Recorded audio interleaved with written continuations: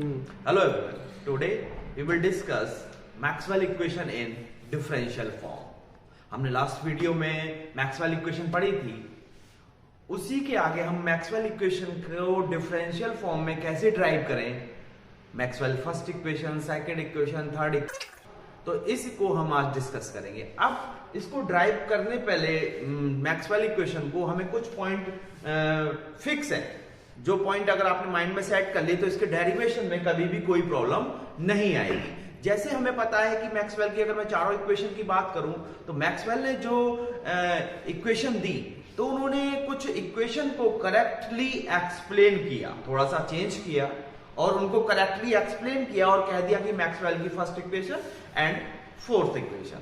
तो मैक्सवेल ने जो फर्स्ट इक्वेशन दी उसने गॉस लॉ ऑफ इलेक्ट्रोस्टैटिक्स को करेक्ट किया, सेकेंड इक्वेशन में गॉस लॉ ऑफ मैग्नेटोस्टैटिक्स को करेक्ट किया, थर्ड में फैराडे लॉ को एंड फोर्थ में एम्पियर लॉ को। तो सबसे पहले हम डेरिवेशन की बात करें डिफरेंशियल फॉर्म में, तो जो हमारा पहला स्टेप रहेगा, पहला स्टेप हमारा ये रहेगा कि जो फर्स्ट मैक्सवेल की डिफरेंशियल इक्वेशन है, डिफरेंशियल फॉर्म है, वो कहां से ड्राइव हुई है? वो गॉस लॉ ऑफ इलेक्ट्रोस्टैटिक्स से ड्राइव हुई है। तो जो बेसिक है, बेसिक लॉ से हम स्टार्ट करेंगे चारों की चारों इक्वेशन को। तो पहले स्टेप में हमारा क्या रहेगा कि जो मैक्सवेल की फर्स्ट इक्वेशन का डेरिवेशन करते हैं, तो जो मैक्सवेल की फर्स्ट इक्वेशन का बेसिक है गॉस लॉ ऑफ इलेक्ट्रोस्टैटिक्स, हम वहां से स्टार्ट करेंगे। सेकंड का जो बेसिक है गॉस लॉ ऑफ मैग्नेटोस्टैटिक्स, हम वहां से स्टार्ट करेंगे। थर्ड का बेसिक है फैराडे लॉ से आई है, तो हम फैराडे लॉ से स्टार्ट करेंगे। और फोर्थ आई है आपकी एम्पियर लॉ से, तो हम एम्पियर लॉ से स्टार्ट करेंगे। सेकंड में उसमें जो भी टर्म आएंगी हमारी, उन टर्म को हम डिफाइन करेंगे, उन टर्म को हम एक्सप्लेन करेंगे, उनकी डेफिनेशन के अकॉर्डिंग उनकी वैल्यू पुट करेंगे। थर्ड स्टेप में थोड़ा बहुत जो करेक्शन होगा उसको करेंगे। थर्ड स्टेप में हम गॉस डाइवर्जेंस थ्योरम या स्टोक्स थ्योरम को अप्लाई करेंगे। थर्ड स्टेप में हम गॉस डाइवर्जेंस थ्योरम और स्टोक्स थ्योरम को अप्लाई करेंगे। और फोर्थ स्टेप में हमारा डेरिवेशन आ जाएगा थोड़ी सी कैलकुलेशन के बाद। क्लियर है? अगर हम डेरिवेशन की बात करें और मैक्सवेल की थर्ड इक्वेशन का डेरिवेशन इन डिफरेंशियल फॉर्म, तो हमें पता है कि बेसिकली मैक्सवेल ने थर्ड इक्वेशन में अपनी में फैराडे लॉ को मॉडिफाइड किया, करेक्टली एक्सप्लेन किया। तो सबसे पहले अगर मैं डिफरेंशियल फॉर्म के डेरिवेशन की बात करूं तो बेसिक की बात करेंगे। तो बेसिक में हमें पता है कि मैक्सवेल की थर्ड इक्वेशन कहां से आई?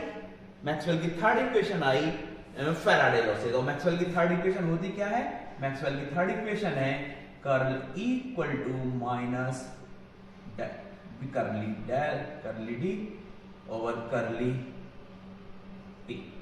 तो this is the Maxwell third equation. इसको हमें ड्राइव करना है। तो हमें पता है मैक्सवेल की थर्ड इक्वेशन कहां से आई? फैराडे लॉ से। तो बेसिक नंबर वन स्टेप तो हमारा क्या है कि according to Faraday law, according to Faraday law, Faraday law क्या कहती है? Rate of change of magnetic flux produce and induce EMF. According to this law, induce electromotive force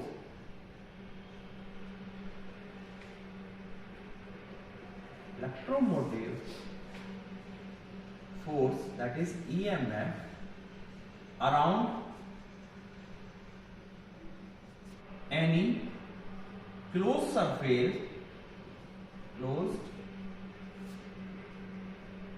surface is equal to negative rate of change of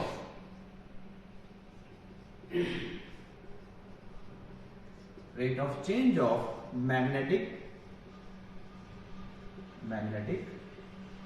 flux. ठीक है भाई। और जो यहां पर नेगेटिव साइन होता है that is E, induce EMF को किससे डिनोट करते हैं? स्मॉल ई से, equal to minus D phi B over D T, equation number one according to first. तो इंड्यूस ईएमएफ जो नेगेटिव साइन है वो किसके कारण आता है? यहां पर लेंज लॉ के कारण आता है। ठीक है भाई। अब अगर मैं क्या करूं, सेकंड टर्म में मुझे सेकंड पॉइंट में क्या करना, डिफाइन करना है, इंड्यूस ईएमएफ को डिफाइन करना है और आपका मैग्नेटिक फ्लक्स को। और इंड्यूस ईएमएफ की डेफिनेशन क्या कहते हैं? इंड्यूस ईएमएफ कहता है कि work done over a close path in bringing a unit positive charge through a close surface. तो हमारे इंड्यूस ईएमएफ की डेफिनेशन के कारण induced EMF is work done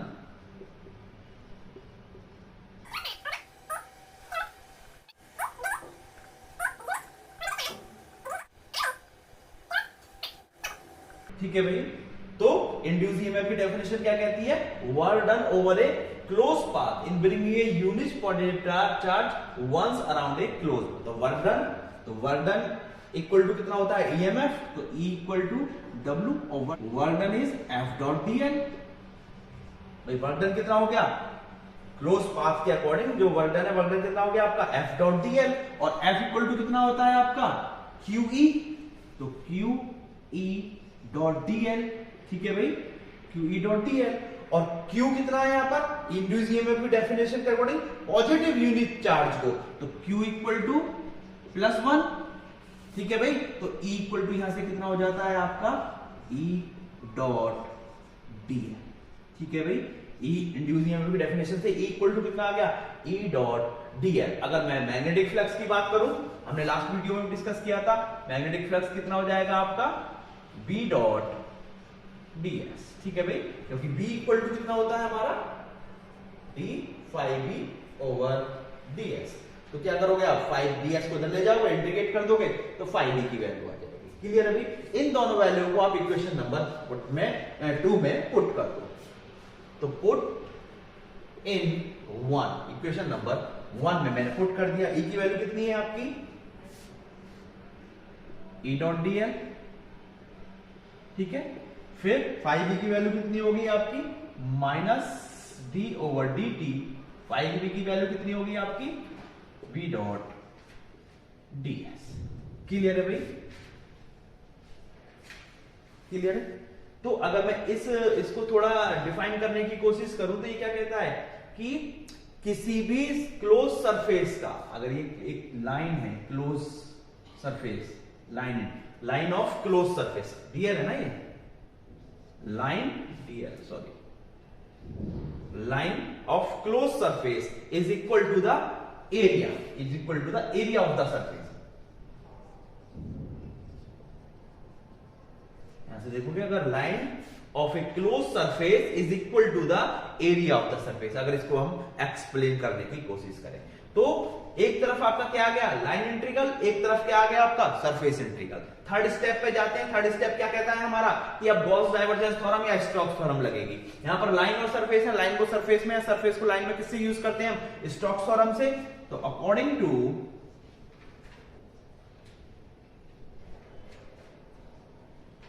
Stokes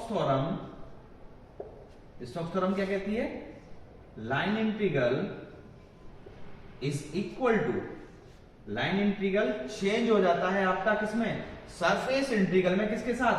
curl के साथ, कर्ल ए ds, ठीक है भाई। तो लाइन इंटीग्रल आपका किसमें चेंज होगा? सरफेस इंटीग्रल में चेंज होगा। किसके साथ? कर्ल के साथ। तो यहां पर हम लाइन इंटीग्रल को किसमें चेंज कर देंगे? सरफेस इंटीग्रल में चेंज कर देंगे बाय यूजिंग स्टोक्स थ्योरम। तो लेफ्ट हैंड साइड इस इक्वेशन की क्या हो जाएगी?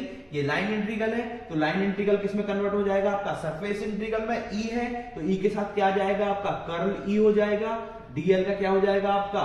ds हो जाएगा, इक्वल टू, इसको हम क्या ले सकते हैं? माइनस, इसको अंदर ले जाते हैं तो db over dt dot ds। Clear है भाई?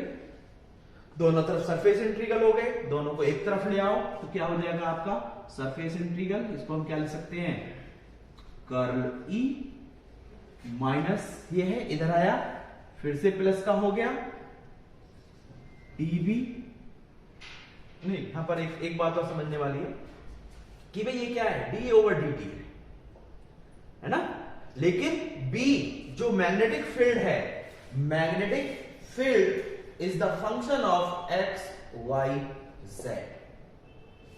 यहां पर सरफेस है, क्या है? B के साथ सरफेस है, तो B जो है या तो वो x y का फंक्शन होगा, या y z का फंक्शन होगा, या x z का फंक्शन होगा। भाई surface area, ds equal to dx dy या dy dz, या dx dz, यानी कि b is the function of either xy, yz और zx। b दोनों में से किसी का फंक्शन होगा, तो d आपका किस में कन्वर्ट, जैसे ही d आप इस b के साथ ले जाओगे, जब डिफरेंशिएशन करोगे, आप यहां पर क्या कर रहे हो, पहले आप इंटीग्रेशन कर रहे हो फिर डिफरेंशिएशन कर रहे हो, लेकिन अब आप क्या कर रहे हो, पहले डिफरेंशिएशन कर रहे हो फिर इंटीग्रेशन कर रहे हो। तो b चूंकि एक सिंगल का फंक्शन नहीं है, x या y का फंक्शन है, y या z का फंक्शन है, x एंड y का फंक्शन है, क्योंकि यहां पर ds है, तो यहां पर जैसे ही इसके साथ जाएगा तो ये किस में चेंज हो जाएगा, आपका पार्शियल डिफरेंशिएशन में चेंज हो जाएगा, कर्ली d में चेंज हो जाएगा। समझ में आ गया, d ओवर dt, क्योंकि b is the function of x y y z और zx, किसी भी दो का फंक्शन है, सिंगल का फंक्शन नहीं है, तो जैसे ही ये इसके साथ जाएगा तो d किस में चेंज हो जाएगा, पार्शियल में चेंज हो जाएगा, कर्ली में चेंज हो जाएगा, तो यहां पर ये curly b over curly dt आ जाएगा। ठीक है भाई, ये स्टेप आपको याद करना है। देखो, जब भी कोई सिंगल का फंक्शन है हम उसका डिफरेंशिएशन करते हैं, लेकिन एक पार्टिकल अगर दो वेरिएबल पे डिपेंड करने लगता है तो उसका क्या लोगे आप, पार्शियल डिफरेंशिएशन करते हैं, तो उसका क्या हो जाएगा, b, क्योंकि b is the function surface है, सरफेस के लिए आप दो लोगे x y या y z, तो जैसे ही इसके साथ जाएगा तो यहाँ पर क्या हो जाएगा, पार्शियल डेरिवेटिव हो जाएगा, तो यहाँ पर डिफरेंशिएशन क्या हो जाएगा, del b over del t ds equal to 0। Since किसी भी सरफेस का सरफेस इंटीग्रल कभी भी 0 नहीं हो सकता। सरफेस इंटीग्रल, कोई भी सरफेस है और आपको उसका सरफेस निकालोगे तो कुछ ना कुछ तो आएगा स्मॉल, तो वो 0 कभी भी नहीं आएगा, तो उसका मतलब क्या है कि bracket term should be equal to 0, so that curl E plus curly B over curly T equal to 0। इसको हम कैसे लिख सकते हैं, यहां तक देख लो भाई, इसको कैसे लिखेंगे, इसको मैं यहां लिख देता हूं,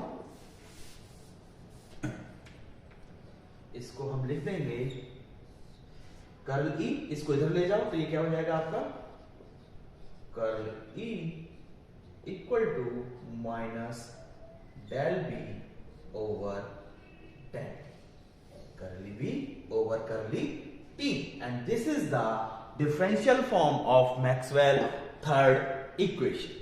ठीक है भाई, तो ये पूरा डेरिवेशन है, इसको नोट कर लो एक बार आप, फिर हम नेक्स्ट की तरफ चलते हैं। और अगर मैं इसकी फ्री स्पेस की बात करूं तो इन फ्री स्पेस इसमें कोई भी चेंज नहीं होगा, curl E equal to minus del B over del T, ये as it is Maxwell equation रहेगी आपकी इन फ्री स्पेस। ठीक है भाई।